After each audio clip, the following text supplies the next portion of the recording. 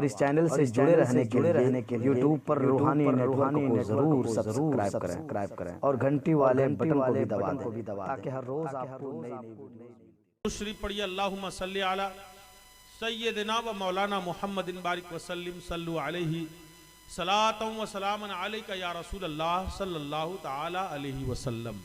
तो उसका नतीजा निकलता है, माँ बाप परहेजगार हो तो बच्चे भी अच्छे हुआ करते हैं। माँ बाप अगर नेक हो तो बच्चे भी नेक हुआ करते हैं। गौसे पाक के वालिद ने समंदर में बहते हुए एक सेब को उठा के खाया था।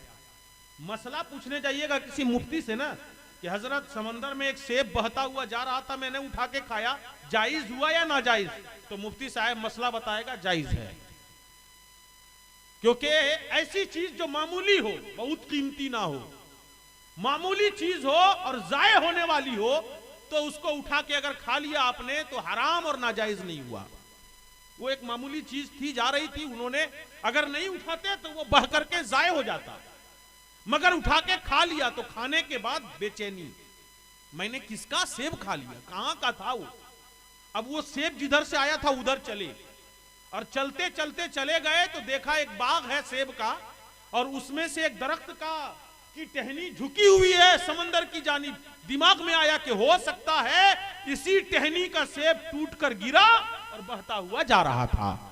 बाग में घुसे, बाग के मालिक से मुलाकात हुई, का हुजूर आपके बाग का एक सेब टूट करके समंदर में बहता हुआ जा रहा था, मैंने उसको उठाकर बगैर इजाजत के खा लिया है, मैं आपसे आया हूं माफी मांगने के लिए, आप इजाजत दे करके मुझे माफ फरमा दें, बगैर इजाजत के खाने की वजह से माफी मांगता हूं, माफ कर दें। तो उस बुजुर्ग ने, जो बाग वाले थे वो भी अल्लाह के एक नेक बंदे थे, उन्होंने इतनी सी बात सुनकर के समझ लिया कि ये कोई मामूली बंदा नहीं है, जो इतना मामूली काम कर करके भी माफी मांगने आया है, ये जरूर कोई बहुत अच्छा बंदा है। कहा हाँ माफी दूंगा, मगर एक शर्त पर, तुम्हें मेरी खिदमत में 2 साल तक रहना होगा, काम करना होगा। कहा रहूंगा। 2 साल उनके बाग में रहा, काम किया ताकि इस गलती को ये माफ कर दें।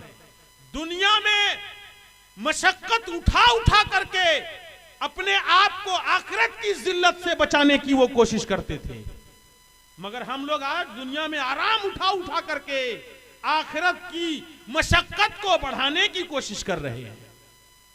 2 साल के बाद कहा हुजूर माफ कर दीजिए ना, 2 साल हो गया। कहा माफ करूंगा मगर एक शर्त है। कहा क्या? कहा मेरी एक बेटी है, उससे तुमको निकाह करना पड़ेगा। कहा हाँ कर लूंगा। कहा सुन लो, बेटी मेरी कैसी है? लंगड़ी है, लूली है, अंधी है, बहरी है, सब कुछ नहीं, सब कुछ, आंख भी नहीं है, कान भी नहीं है, हाथ भी नहीं है, पांव भी नहीं, सब तो हो गया ना। लंगड़ी है, लूली है, अंधी है, बहरी है, शादी करोगे? कहा हाँ कर लूंगा।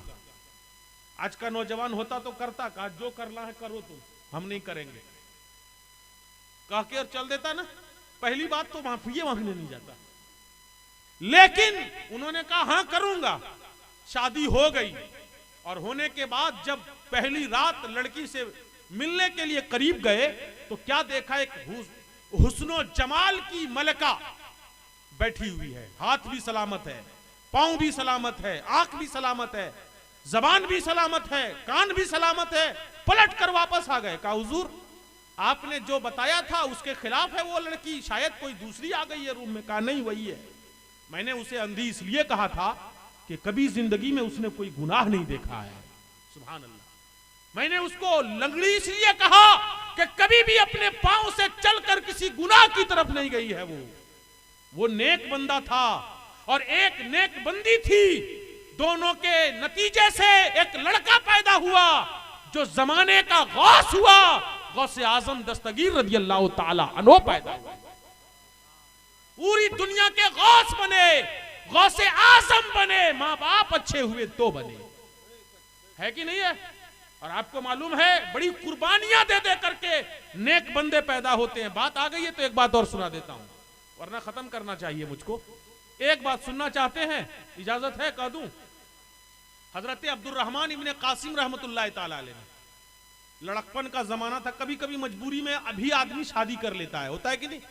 उनके घर में मजबूरी आ गई थी कि माँ बाप बूढ़े हो गए थे और काम करने के लिए एक औरत की जरूरत थी घर में, जो माँ बाप की खिदमत कर सके सही ढंग से।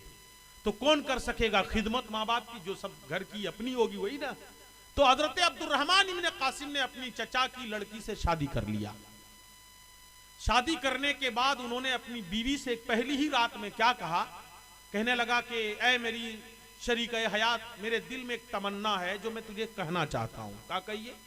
कहा मैं इल्मे हदीस पढ़ना चाहता हूं, अगर तू इजाजत देती हो तो मैं पढ़ने के लिए चला जाऊंगा। आज की कोई बीवी होगी तो इजाजत देगी नहीं। मां बहनों आप बैठी हैं, आपके लिए ये गुजारिश है, बड़ी कुर्बानियां दी हैं दीन की उन खवातीन ने, तब जाकर के बड़े बड़े मुहद्दिसीन पैदा हुए और बड़े बड़े उलमा पैदा हुए। आपको भी बड़ी कुर्बानियां देनी पड़ेंगी। नाजायज ख्वाहिशात बहुत होती हैं, बहुत चीजों की डिमांड आप गलत करते हैं। त्योहार का मौका आता ईद बकरीद, तो आपको चाहिए झुल्ली, आपको चाहिए रोल गोल की चूड़ी और ये गले में पहनने वाला हार। याद रखिए, औरतों को सिर्फ सोना और चांदी पहनना जायज है, उसके अलावा कोई भी धात चाहे पीतल हो, तांबा हो, अल्मुनियम हो, घोड़े की नाल की अंगूठी हो, कुछ भी हो, ये सब पहनना हराम, हराम अशद हराम है, जहन्नमी सेवर में से है। आप अपने शौक को वहां दबा नहीं पाते हैं, शौहर से भी गुनाह करवाते हैं और खुद भी गुनाह को पहन करके गुनाह करती हैं। आपको वहां पे अपने शौक का गला घोट देना होगा और कहना होगा नहीं, जो गुनाह है मैं अपने शौहर से कराना भी नहीं चाहूंगी और खुद भी उस पर मुर्तकिब नहीं होना चाहूंगी। हजरत अब्दुर्रहमान इब्ने कासिम की बीवी ने जब ये सुना तो कहा बिल्कुल शौक से मैं तैयार हूं, आप जाएं। कितने दिन के लिए चाहते हैं? कहा 1 साल। कहा तब बिल्कुल इजाजत है, जाइए। हजरत अब्दुर्रहमान इब्ने कासिम चले गए पढ़ने। कहा? मदीना शरीफ में हजरत इमाम मालिक की दरसगाह लगती थी, वहां चले गए और जाकर के वहां पढ़ने लगे। और 1-2 साल नहीं पढ़ा, 3 साल तक पढ़ते रहे। 3 साल के बाद याद आया उनको, अरे हमने तो 1 ही साल की छुट्टी लिया था और यहां तो 3 साल हो गया। चिट्ठी लिखा घर और लिख करके बीवी से कहा मेरी शरीक हयात बड़ी गलती हो गई, मैंने तो 1 ही साल की मोहलत ली थी और 3 साल में भूल करके पढ़ता रह गया। खैर, लेकिन अब तक मेरे इल्म की प्यास मुझे नहीं बुझी है, मैं तुम्हें खुली इजाजत देता हूं, तुम अगर इंतजार करना चाहती हो तो करो, नहीं तो तलाक लेकर के किसी से भी निकाह कर सकती हो। ये चिट्ठी भेज दिया। बीवी के पास जब चिट्ठी पहुंची तो बीवी पढ़ के बहुत खुश हुई कि वाह, मेरे शौहर के इल्म की प्यास अब तक नहीं बुझी है। मगर जब ये जुमला पढ़ा तो उनका चेहरा मुरझा गया।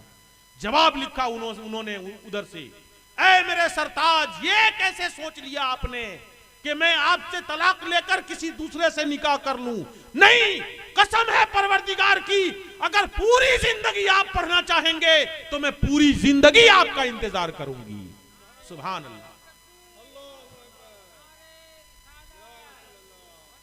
और उस औरत ने पूरी जिंदगी इंतजार करने की मिसाल कायम कर दिया। बच्चा जब उनके घर में पैदा हो गया और पैदा होने के बाद बार बार वो पूछता था, अम्मी अब मेरे बाप का नाम क्या है, वो कहां है? तो ये कहती थी तेरे बाप का नाम अब्दुर्रहमान इब्ने कासिम है। कहा वो है कहां? कहा बेटा जब वक्त आएगा तो तुम्हें बता देंगे वो तुम्हारा बाप है कहां। वो औरत है, घर की जिम्मेदारियां भी उठा रही है, बच्चे की जिम्मेदारी भी उठा रही है, शौहर है कमाने चला गया। ऐसा कोई खातून अगर मिल जाए मुआशरे में आजकल ने हो जाए ऐसा इत्तेफाक उसके साथ, तो वो छोड़ के चली जाती है। मगर उन्होंने इंतजार किया। जब 17 साल का वो लड़का हो गया जवान, हज करने के लिए जाने लगा, तो उनकी मां ने कहा बेटा तुम बार बार पूछते थे मेरा बाप है कहां, रहता कहां है, करता क्या है, तो सुनो आज मैं तुमको बताती हूं। तुम जब हज कर लोगे, अरकाने हज पूरा करने के बाद जब मदीना जाओगे, मस्जिद नबवी में जाकर इमाम मालिक की दरसगाह में जाके पूछना कि अब्दुर्रहमान इब्ने कासिम कौन है। अब्दुर्रहमान इब्ने कासिम तुम्हारा बाप है, वहीं पे पढ़ रहा है। सुभान अल्लाह। ये लड़का गया और जाकर के इमाम मालिक से पूछता है, हुजूर अब्दुर्रहमान इब्ने कासिम किसका नाम है? तो उन्होंने इशारा किया, कहा देखो वो दीवार की से टेक लगा करके जो दर्स हदीस हासिल कर रहा है वही अब्दुर्रहमान इब्ने कासिम है। बच्चा करीब गया और जाकर के कान में जाके सलाम करता है और सलाम करके बोलता है, हुजूर मैं आपका बेटा हूं। जैसे ही इतना सुना अब्दुल रहमान इब्ने कासिम उठ के खड़ा हो गया और बेटे को कलेजे से लगा के ज़ारो कतार रोने लगे। इमाम मालिक ने पूछा, है अब्दुल रहमान इब्ने कासिम, क्या कोई मौत की खबर आ गई? कहा, नहीं हुजूर, ये खुशी के आंसू हैं। जब मैं घर से निकला था मेरा बेटा अपनी माँ के पेट में था, लेकिन बाप पढ़ता ही रहा है और बेटा 17 साल का जवान बनकर के तैयार हो गया है। किस तरह से उन्होंने कुर्बानियां दी है, तब जाकर के इल्म दीन हम तक पहुंचा है। इसको आप बचाइए, इसकी हिफाजत कीजिए, खुद भी पढ़िए और लोगों को पढ़ाने की भी कोशिश कीजिए। अल्लाह ताला हम सबको तौफीक अता फरमाए। व आखिर दावाना अनिल हम्दुलिल्लाहि रब्बिल